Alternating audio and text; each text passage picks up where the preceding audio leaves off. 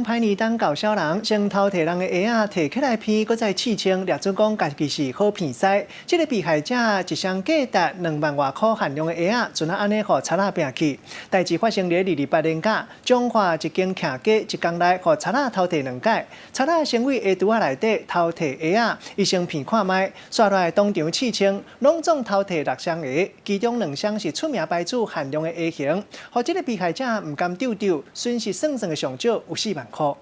挂着目镜，穿着外套的一个查甫人，鬼鬼祟祟行入去民家顶仔骹，对鞋橱内底摕出鞋仔，搁来骗看卖咧。落尾啊，竟然就当场刺青，规个行为是真离谱，全部拢互监视器翕落来。看鞋子是不是名牌，然后是不是穿久后是不久，所以它有纹，用鼻子纹，很特别。28年假连续互这个真奇怪的查甫人来偷摕鞋仔，头一摆偷摕走4双，人无几点钟，竟然搁来偷摕走2双，包括有名品牌，一双原价上万块，伫咧网络化价已经超过2万块啊，全部拢互人偷摕走。限量的，那现在可能还买不到，才买不到1年，非常的伤心这样。因为那双鞋子真的，他的同学里面听他说好像也没有第2双了。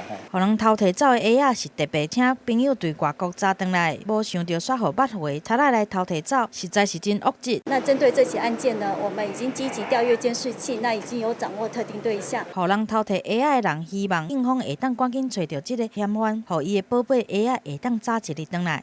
记者综合报道。